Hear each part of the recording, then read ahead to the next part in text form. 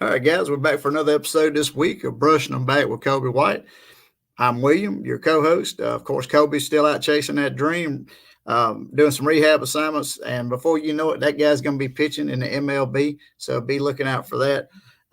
Tonight, I get the opportunity again because I'm here running the show by myself to talk to a pretty interesting fella. We have a special guest tonight. He is a baseball historian and he is also an artist. His name is Greg Kreindler. I'm gonna go ahead and bring Greg up. Hey, Greg, how you doing tonight, brother? I'm doing great. How are you doing? I'm fantastic, man. Fantastic. I was as we were talking just before we got started with the live show. I was talking to Greg, telling him that I've checked out a lot of his work. Very interesting stuff. We're going to talk a little bit about it tonight. Greg, first of all, probably the easiest way to get started with this conversation tonight is kind of take us back to your early days. Like, I know Okay. you're a baseball guy and I know you're an artist and you merged the two worlds together beautifully.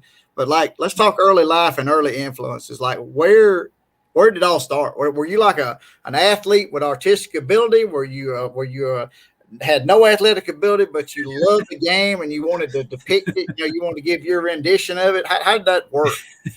Well, funnily enough, I hoped that I had athletic ability, but I had none. I was in little league. And I'm sure it was my dad's dream to kind of take over center field for the Yankees, but no, even though my name is spelled just like Greg Nettles, and I wanted to play third base, I wanted to wear number 9, but I did not live up to that namesake. Uh, so yeah, my entrance into baseball was really just through my father and through my mother, and I guess through my older brother too, because we used to go to games, pretty regularly. I think like they had told me on a couple occasions that they had actually taken me to Yankee Stadium when I was an infant. We're talking like 6 or 9 months old or something like that, which is insane. But yeah, apparently I was there. So at the time when I was young, I was like kind of learning to draw and focusing on drawing kind of like cartoons and other stuff that I was watching. But then I kind of liked baseball kind of separately from that. So there were two separate worlds in the beginning. Uh, but they kind of collided a bit when I discovered what was left of my dad's baseball card collection. So my dad was born in '44 and grew up in New York City, and big Yankee fan, still is a big Yankee fan, and he collected a lot of cards. Usually, like kind of the stuff that he started with was like the Bowman and Topps issues of like the late '40s, early '50s, Right. and his you have the story, the common story of like the mother finding the cards when the kid is away at school or something and thinking, oh, he doesn't need these or she doesn't need these, I'm throwing these out. She did that to most of his cards, but there were some left, and ones that dated back to the late '40s.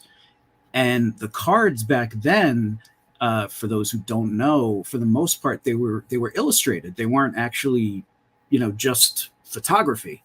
So I think when I kind of discovered those cards, something kind of clicked in my head where like, oh, I can do this. Not thinking that I was, gonna be doing this for a living or like some sort of vocation, but it was like, oh, well, my dad loves Mickey Mantle, so why don't I try to draw Mickey Mantle? This guy drew Mickey Mantle and that guy drew Yogi Berra. So that's kind of how it started. So you were like Picasso right off the bat, like 2 years old. You were able to. Well, I Well, think you said you tried to draw them. That's I why I tried. Right, right. right, yeah. My my earliest drawings, I think, resembled most of Picasso's later, Cubism period stuff. Right. Um, I, I think I had. I don't love using the word talent. But I think I had kind of like a spark. And I think what happened was I worked on it a lot. I did a lot of drawing, and my parents were always very, almost embarrassingly supportive of it. So, I was very lucky in that my brother and I grew up in a family that, you know, kind of valued culture. So we, you know, we would go to museums all the time. We would go to like Broadway shows. We would go to all these places that just kind of exposed me to so much more than what I was watching, you know, on He-Man and G.I. Joe, even though that stuff was awesome too. So yeah, I think from the beginning, I kind of realized that being an artist was something that you can do, if you know, if it works out, whatever that means. I still didn't know what that was. I'd have never in a million years believed I'd got a He-Man reference this early into the show. Oh yeah, it all He-Man. starts with He-Man. Yeah. Oh, of course it does. All right, so the artistic ability and the baseball collided at, like you said, when you were rummaging through the cards, and that was kind of what got you started. Yes. Now, you, by your own admission, you would not consider yourself a budding artist at that time. You were trying real hard. I was trying real hard. I mean, you know what? It depends on who you talk to. I mean, if you talk to my parents, you know, like I said, they're embarrassingly supportive, and they'll be like, "Oh my God, we knew since he was 3 years old he was going to do this and do that." But I, you know, still to this day, everything that I touch, everything that I create is always kind of like, well, it could be better. So I think I developed my abilities, and I think that I kind of got good at drawing. Maybe, you know, good compared to the people around me, good compared to the people in my school. All right. If that makes sense. So the artistic ability, where did it come from? Were your parents artistic? Was your brother artistic? No. We're not sure. So here's the thing. My mom was a math teacher for 35 years, taught in the Bronx, which is Okay. you know, one of the geometry. It's all about lines and angles. Okay, I see where you're going with this. But then my dad also, he taught science also in the Bronx for 35, 40 years, actually a little bit longer. My brother can also draw, and he still can draw, but he's actually a musician now. What we think might have happened is that, so my grandmother on my mom's side, I think, was a very talented seamstress. So she was working with her hands a lot. And my grandfather, my father's father, was an actor. Not like, he wasn't a Hollywood star or anything like that, but he did a lot of like summer stock and was in a couple of shows. East Coast theatrical type stuff. Yeah. Maybe it came from that. Honestly, I have no. You just sound like a hodgepodge of talent all the way around now. Well, it's a hodgepodge of something. I don't know if it's talent, but it's a hodgepodge of a lot of neuroses and stuff like that. Well, we need to take just a moment and give both your parents a shout out for putting up with the public school system for 35 plus years in both instances. I don't know how anybody can make it 35 days in the public school system now. So 35 years, that's a real shout out right there. So. Oh yeah, no, they worked incredibly hard their whole lives. They're wonderful, still wonderful people. And I wouldn't be where I am, wherever that is. I wouldn't be where I am without them. And I mean that in a good way. Okay, so you kept honing the skills. You got a little better and a little better and a little better. When did you realize, you know what, I'm pretty good at this. I need to go wherever I need to go. I'm assuming you went to some type of well-known art school that taught you how to finesse your skill to the point that you're now Greg Kreindler.com. Yeah. I might add. When you start putting a .com behind your name, you're pretty good at something. So, well, a friend of mine says that like once you have that, or if you have like a Wikipedia page or something, you're like, you've made it, whatever that means. A Wikipedia page. I don't know if I agree with him on that, but go ahead. I mean, I don't know. But what's funny is that when I grew up, when I got a little older and kind of went into my adolescent years, I was still drawing a little bit, but I kind of fell out of love with it. I fell out of love with baseball a little bit, and I kind of just went into my old into my own kind of world, and became a teenager and The became rebellious years. I weird. know what you're talking about. Yeah, but like not rebellious so much as like I was kind of always hoping that girls would notice me, and that never happened. So I was just kind of getting used to being ignored by them. But I think I had always figured that I'm good at art. I'm good at drawing, basically. Not so much art itself, but I'm good at drawing, and it's probably something that I would pursue, in college or after college, not taking into consideration the fact that, I wasn't even sure if I still really enjoyed it or not. But yeah, I basically, I ended up going to the School of Visual Arts, which is it's a private school in Manhattan. And the reason I went there was because I had started being an apprentice for a science fiction / fantasy book cover Here we illustrator. go. I knew we were headed to Dungeons and Dragons eventually. Yeah, basically.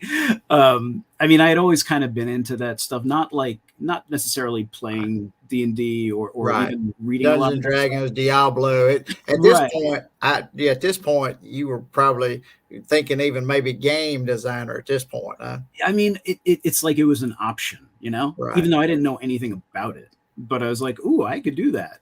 I just personally, I loved the visual aspect of it. I loved the visual like iconography of fantasy and science fiction. I still do. But yeah, I started working with this guy, and he was making a living being an illustrator, doing book covers. I was like, that's cool. So he taught me a lot about the professional world, and kind of started me in the whole journey for painting. And I was like, okay, well, I'm going to go to the School of Visual Arts because they have an illustration program, and it's not taught by professors. I mean, they are professors, I guess, but these are actually people who work in the field of illustration. They're like professional illustrators. Right. So the teaching gig is like a secondary thing. So I went there, I worked my butt off, and like a year or so into it, I came to the realization that I didn't love the science fiction fantasy stuff as much as I guess I didn't love creating it as much as I loved consuming it. Right. It didn't really like pull on the heartstrings. It was just kind of something that I was working on and getting somewhat decent at, but I felt like something was missing. And that kind of all changed in my senior year.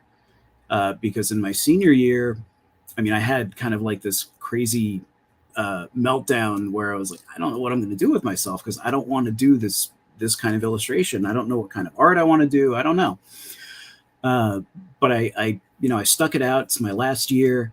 I'm in my portfolio class, which is basically just a class that you're taking with a bunch of kids, and it's designed to kind of get you ready to submit a portfolio of work to an art director for Senior graduation project type deal. Right. Got to have it to graduate kind of deal. Yeah, exactly. Right. And what he would do was, every couple of weeks he'd give a new assignment, and he would make them very vague, very general, so you could kind of go off on them however you wanted to. And he gave the assignment to illustrate a relationship. And like, for whatever reason, like one of the first things that came into my head was the relationship between a pitcher and a batter. And I ran with it. And I kind of figured, okay, well, I'm still watching baseball like a little bit at that point, but what was really interesting to me was going back to like that time when I was a kid and being like, oh, I'm going to paint Mickey Mantle. I'm going to do this painting for my dad. Mm-hmm. And I got super into it. Like the whole research aspect of it. I think I knew that baseball fans were crazy. I mean, in a good way, how we're all anal Fandom. about. Yeah. Yeah. It's Fandom, like with baseball, I feel like it's it's unlike every other sport. I mean, it's just so strict and rigid with how stuff has to look and how stuff has to feel, and with stats and history. And I think I was very conscious of that. So I knew that if I was going to paint Mickey Mantle, it had to look like Mickey Mantle. Right. If I'm painting him at bat, the uniform that he's wearing has to be from whatever specific year, and that has to be consistent with, the fit of it, his batting stance, the ballpark he's in, the advertisements in the ballpark, the time of day that the moment happened. And I got into that stuff and I loved it. And I did a painting, and my dad loved it. The class kind of seemed to really react positively to it. The teacher did as well. And that was like my first mature, baseball painting. And that's what started it. So let's recap for just a second. Sorry, that was a big download. Your brother, how old? Your brother's older than you or younger than you? He's older. Older than you. How much older? Were y'all in high school together? No. We were close. Lucky. Yeah. I would have loved to have had high school with him. He's 4 years older than me. Oh, so he was getting out of high school and you were just starting it. So. Well, but the way it works is that in our town, for whatever reason, our high school actually started in 10th grade, not in 9th. So when I was getting in 10th grade, he was gone.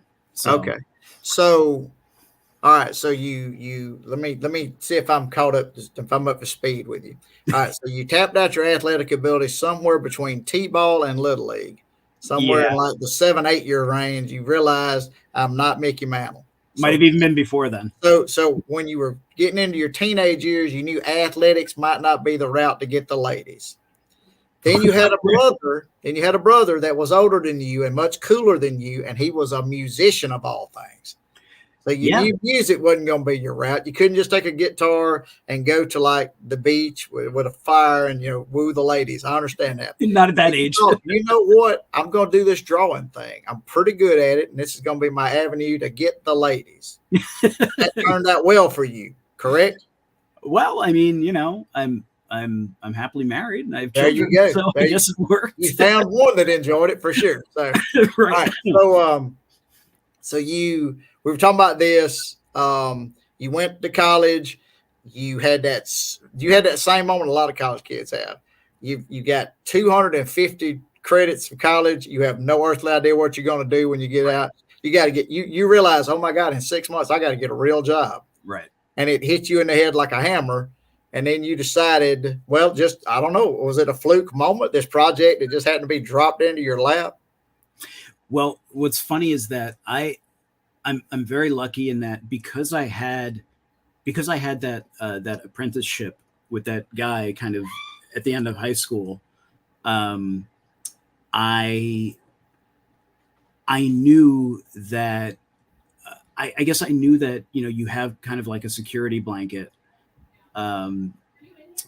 in college, and I kind of knew that the way things worked was that at the end of my college career or whatever, my professors, the people who were teaching me how to paint and draw and everything, all of a sudden I'm being thrown to the lions, and they're kind of my competition. Like, these are the people, like if I'm trying to get a book cover job from somebody, the people I'm competing against are the people who are teaching me. And that I knew that early on, and that was a super sobering thought, and maybe also, I don't want to say that it prepared me, because I was still smacked in the face with that. That's right. Real job, 6 months. What am I going to do? Yeah, man. It was. That college life was just so simple. And I'm like, and now I got to go to work, real job work. So, but the apprenticeship did prepare you, though. That's good. I mean, I know a lot of college kids that lumber through 4 or 5 years and they still don't have a clue what they're going to do when they get out. So yeah, well, it really helped. It really helped. Had I not studied with that guy, I mean, things just would not have been the same. I don't know if I would be where I am now. I kind of doubt it, or actually I highly doubt it.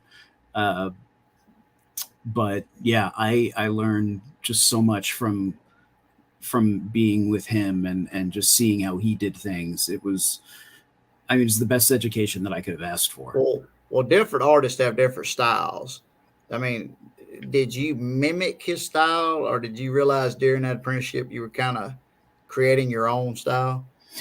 I mean, I was mimicking him in the sense that, he was teaching me to paint, specifically to paint, Mm. uh, more so to paint than anything. I mean, and I never really painted before I met him. So I basically, it's kind of like what he was teaching me was gospel. And it wasn't until I got to college, maybe even like a little bit, into a year in or whatever, that I realized that, hey, yes, what he taught you was great. And it's a great starting off point, but there's so much out there. And you, I guess I started to realize that, I had all these different kind of tastes in art, and I was attracted to all kinds of different, ways of painting, all these different styles. And it took a while, it took a while of like experimenting to try to kind of find out what my voice is, so to speak. And even now, it's still kind of an adjustment, because though I do think I have a voice, it changes. It doesn't kind of, it's not like in a vacuum, or at least it hasn't been since I started doing it. But yeah, I don't know what it's going to lead to. Who knows? Maybe I'll be, doing like abstract expressionist stuff in 20 years or something. Yeah. I hope not, but So you had never, what you do now every day, you had never done before until you met this guy. Never, yeah. not even dabbled with it, not even thought about it. I mean, I was always scared of painting. I was scared of color. The painting, like so if I'm drawing, if I have a pencil and I'm just drawing like this, Yeah. I felt like I had all the control in the world. But once you turn it into a paintbrush, and all of a sudden I'm holding it by the end here, you lose some of that control. And I was like, I don't like that. I can't do the same thing that I can do with with drawing. So I tried kind of experimenting here and there, and the results always, frankly, sucked. So I was kind of discouraged. I I got into Bob Ross. I tried his methods. I was about to say, if you didn't stumble across a couple episodes of Bob Ross, I mean, Yeah. that guy makes painting look too easy. Oh, absolutely, and he's such a joy to watch. Yeah, I tried all that stuff, and it just wasn't working, or wasn't working for me. Right. But I think, Well, there's not that many trees in a baseball stadium. well, sometimes, I mean, I'm just saying, maybe in Colorado, maybe, but not in 1938, there wasn't. So. Right. Yeah. You have to go back like 50, 60 years. Right. But yeah, I just never felt comfortable with it. And I think what happened was, when I got older, when I turned 19, 20 or whatever, I think that there was some sort of connection that I think I made. I don't know how to explain this, but it's kind of like a set of skills, like motor, like technical skills were there that were not there before. And I think it had to do with being older and maybe being able to process things mentally a lot clearer. And that kind of did it for me. I mean, I still, even though I, make a living doing this stuff, and I absolutely adore it, I still struggle, with what I'm painting, and I still feel like I'm not really getting it, and that I need to be a lot better and this and that. But I think that's also just part of being a neurotic artist. Okay, so you picked up your Liam Neeson skills on painting. Because for some crazy reason, Bob Ross let you down. I can't believe that. I'm crushed to know that Bob Ross couldn't deliver you. It's not his fault. Bob Ross did his best. I mean, all right. So on the Bob Ross train, while we're on here, I got a question. When you're painting, when you're working on a project, do you self-narrate? Do you catch yourself talking to yourself while you're painting? You do? Is that like a coping mechanism or a? I don't know what it is. To be honest, I I do it all the time. It's not so much of a conversation as like what Bob Ross would have. I'm Right. not saying, and So then you're I'm not narrating the project. right. Yeah, and I like take a little titanium white and put it into some Yeah. Van Dyke Brown. Yeah. No, I'm like, I'll do a mark here and there. I'll be like, oh, Greg, you're such an effing idiot. That's wrong. No, Yeah. you got to wipe that Yeah. off. You got to Yeah. do that again. That doesn't look anything like Mickey Mantle. Yeah, exactly.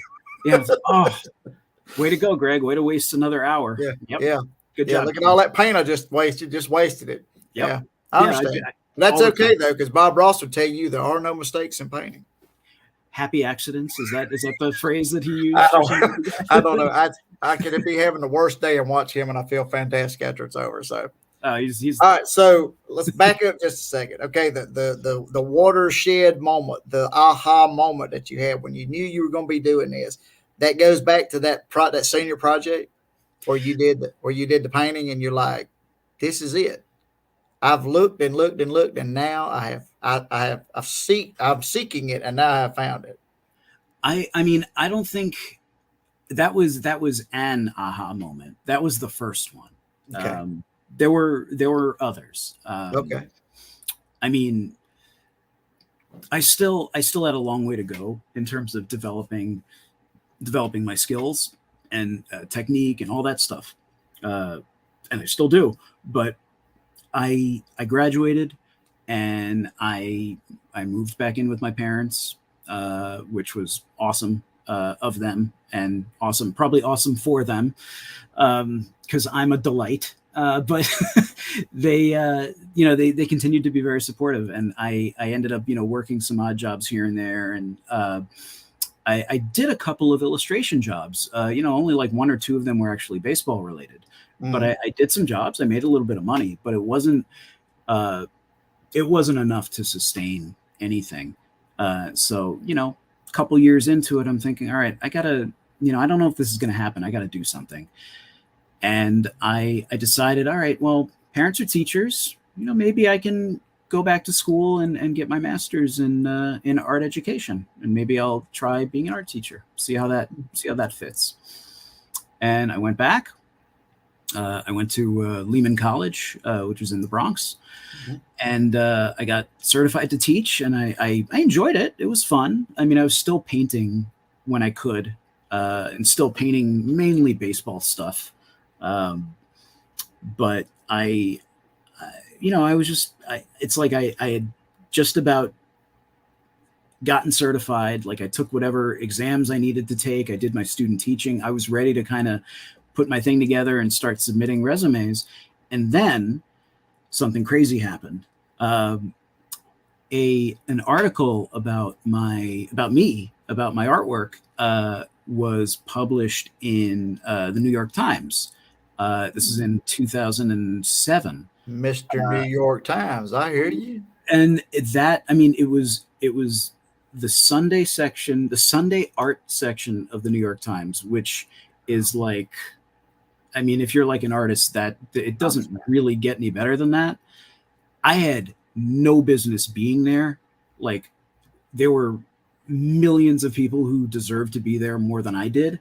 But I think whatever happened was the writer pitched the story, and something just kind of resonated, and they published it, and that changed everything, because I was getting calls and emails of people wanting to buy work, and basically everything that I had, I sold, and I was commissioned to do more work. And I was thinking, oh my God, this is something that I might be able to kind of run with for a while. I ended up getting an agent who kind of took care of a lot of that stuff for me, and he kind of shaped a career for me over the next couple of years. And it turned out that I just did not have to teach, which I still feel a little bit weird about, but I'm also very happy because I love doing this stuff. But like that, when that article was published, that was like the turning point. That was it. That changed everything. And since then, it's just been I mean, I'm the luckiest guy on the earth. I really am. Even though I still, I thank my stars every day, and I still worry that at some point someone's going to come knocking on the door with a clipboard saying, "All right, Greg, looks like you've been, screwing around for about 15 years. It's time to go out and get a real 9 to 5 job, kid." Here we go. That real job thing Yep. coming back. Get your The lunch problem pail. is the New York Times. The young folks call that "you're a baller" is what it is. Right. You're a baller. You probably didn't know what you were. You're a baller.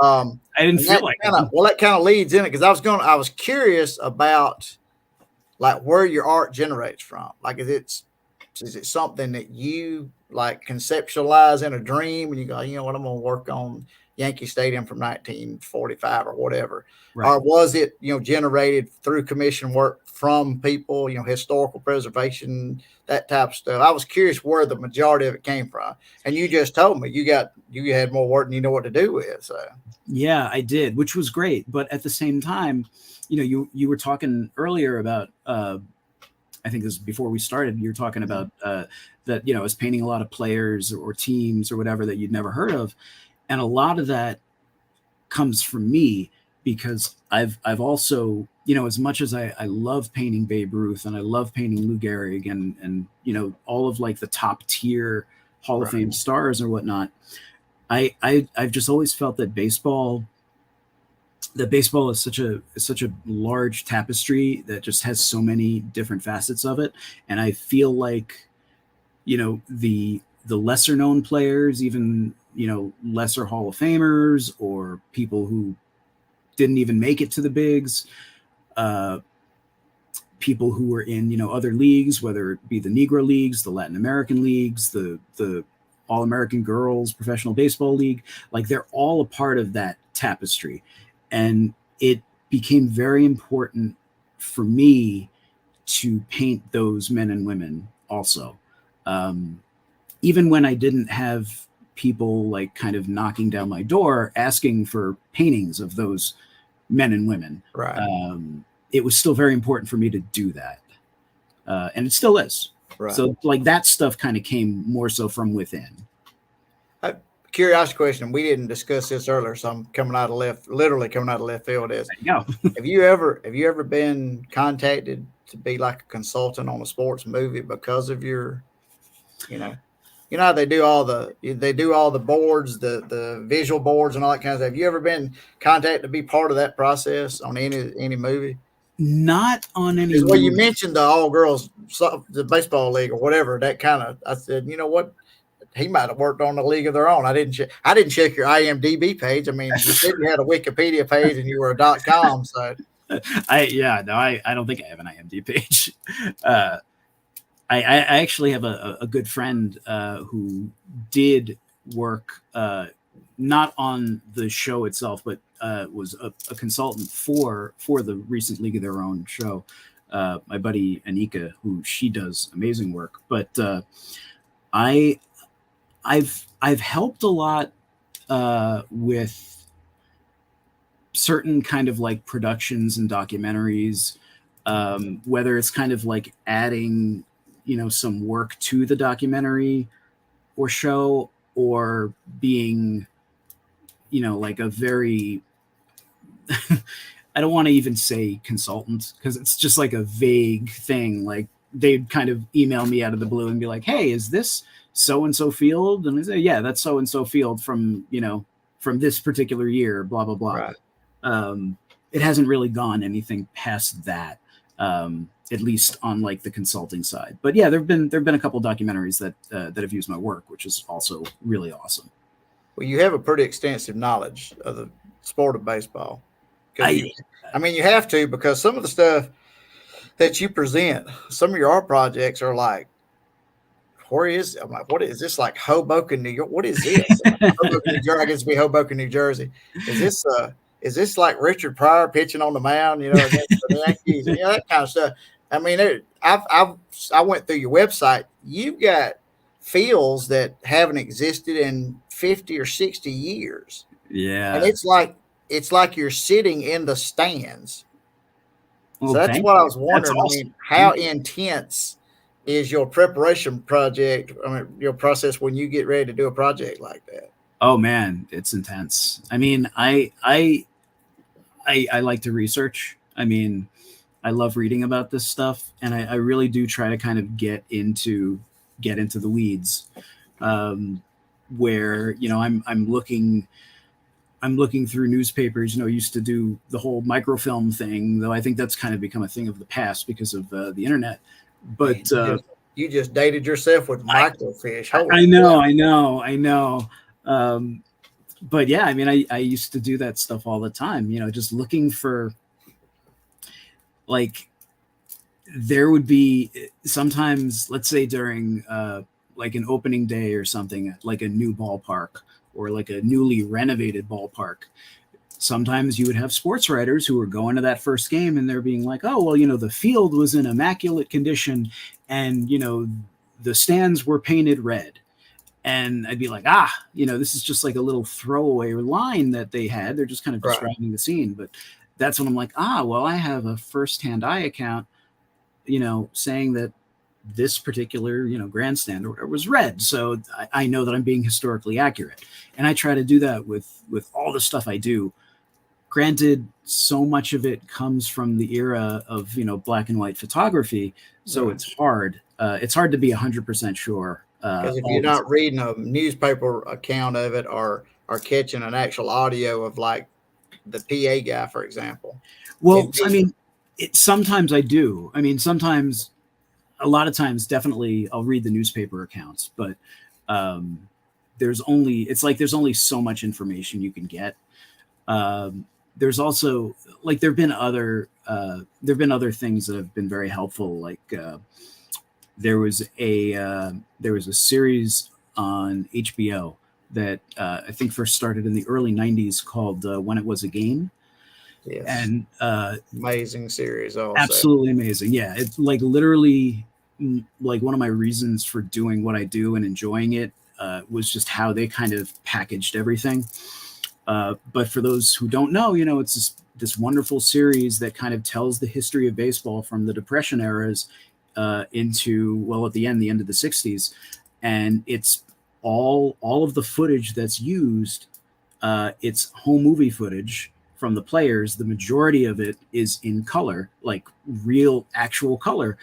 Starting from, I think, 37 and 38, which is uh, kind of when the color film was actually first Yeah. available to the public.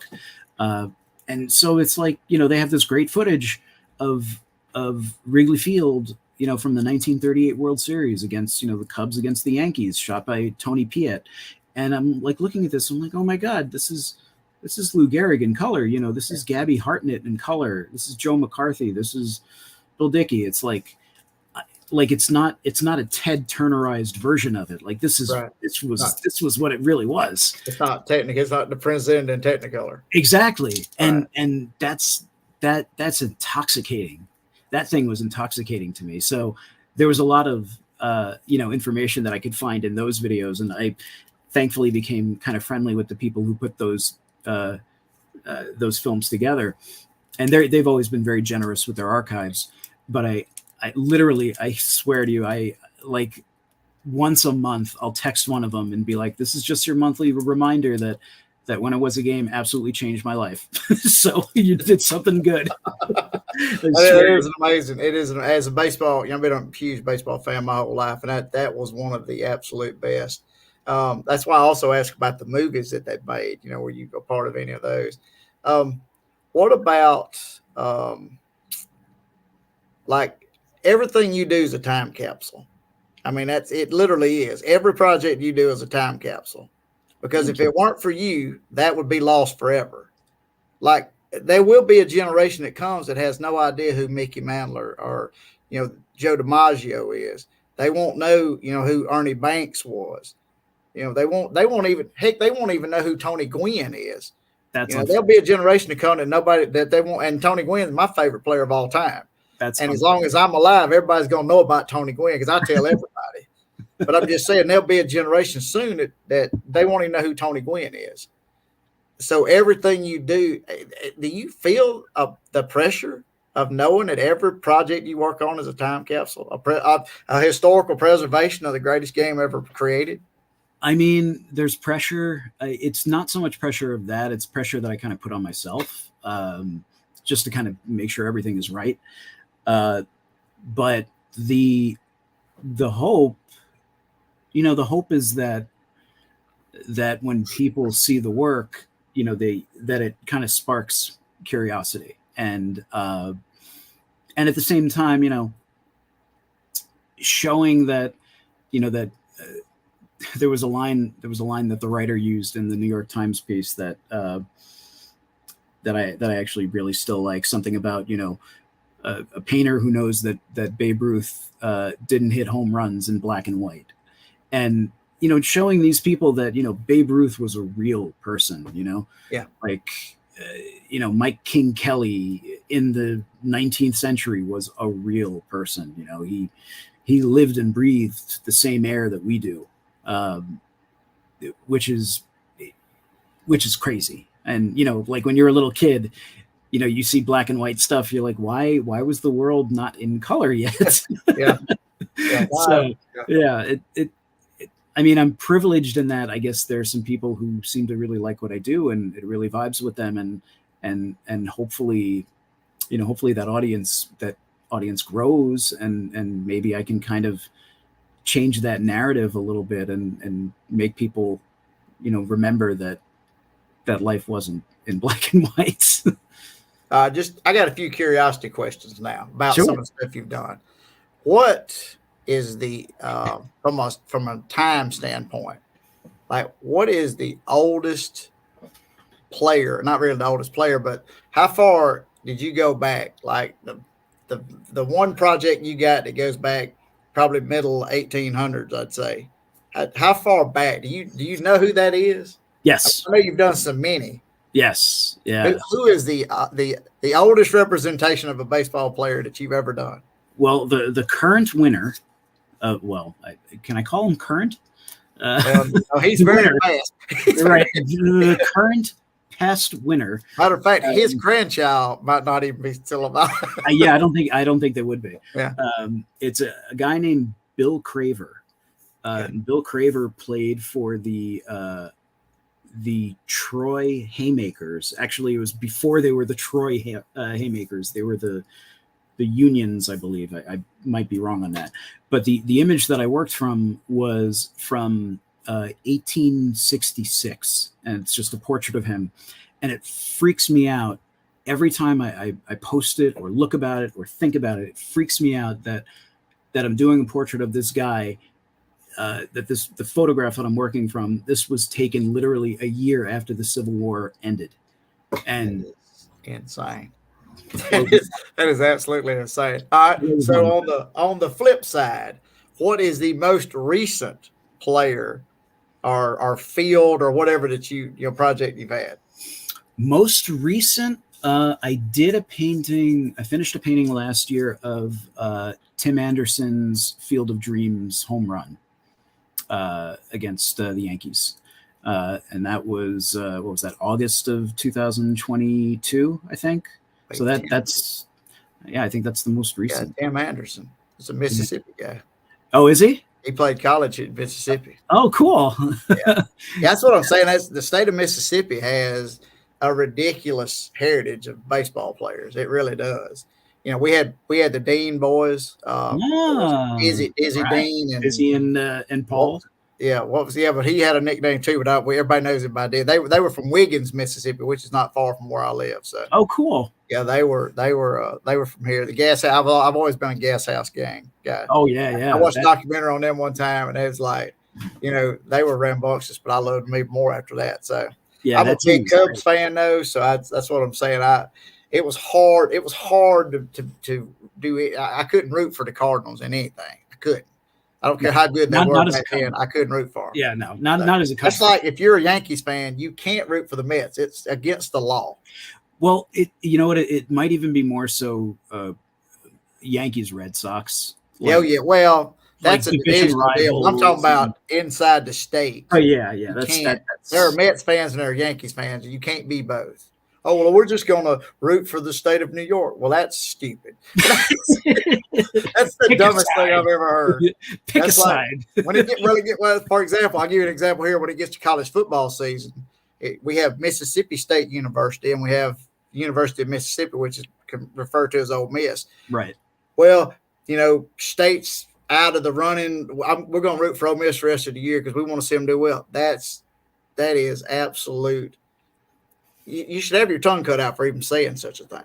It's that kind of this. I know about Boston and New York. I can't imagine. That's one thing on my bucket list. I would love to go to Fenway Park and see a Yankees Red Sox. That's one of the stadiums on my I'd love to go to Fenway Park. I would love, of course, Wrigley Field. Never been to Wrigley Field. Love to go there. I tell you a place out west I'd love to go be Coors Field. I think Coors Field is one of the coolest design stadiums that they've ever done. Yeah, and then you get way out west and they are like down the one they're building in Tampa. It looks like a spaceship. I don't want to go. I don't want any part of that. So no. So well, I wonder honestly. I've never been. I've been to like a few college football games here and there, but I know. Well, first of all, you're talking about New York. Yeah. Y'all really don't have any college football teams exactly. in New York, do you? I was going to say, it's not like it is down. I'm just saying. I mean, it's the truth.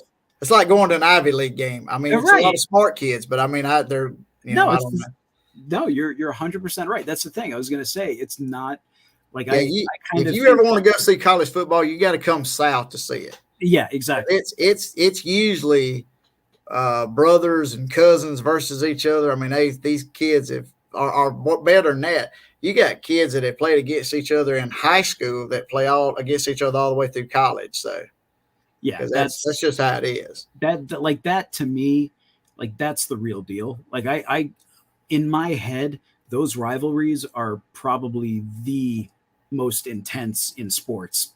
Period. Well, I mean, that's just like baseball rivalries that I grew up on, where if you threw at a guy, it was expected for your pitcher to throw at the guy the next half inning. That was right. Like if you didn't, you'd catch it from your own teammates. Right. Or my favorite one is if they, I'm trying to think what the best example would be if my guy gets hit.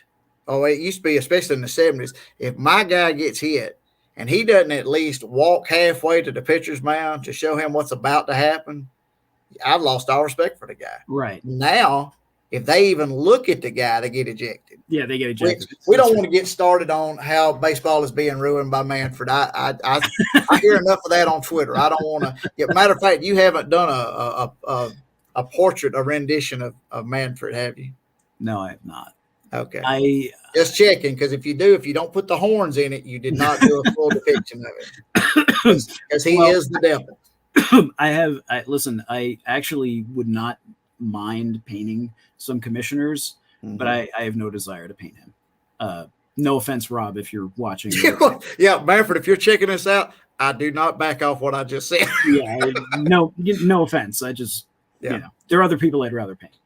All right, one last question. We're going to kind of tie a bow on this thing. Okay. All right. Would you have ever, as 5-year-old you or 10-year-old you, have ever fathomed that your artwork would take you to the places it's taken you at this point in your life? Oh my God.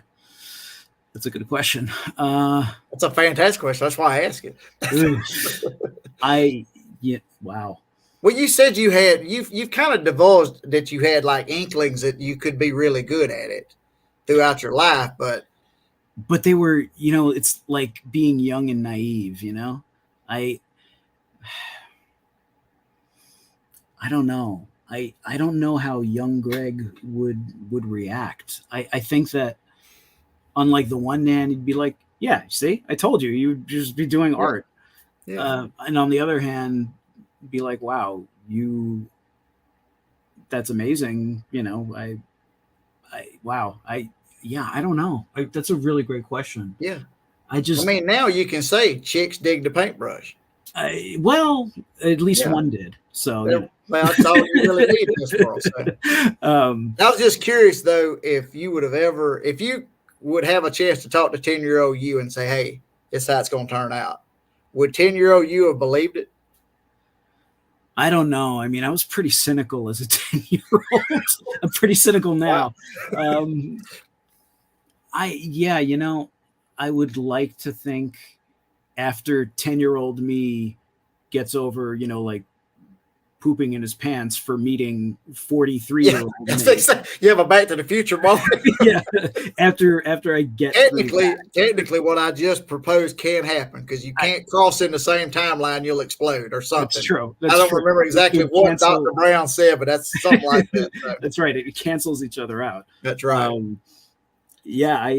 I kind of have a feeling that it would, if I could tell 10-year-old me that things were going to be okay, so far they've been okay, knock on wood, that might ease a lot of stress for the rest of from my 10 to 43 age. Well, you wouldn't be sweating it your senior year in college at that point.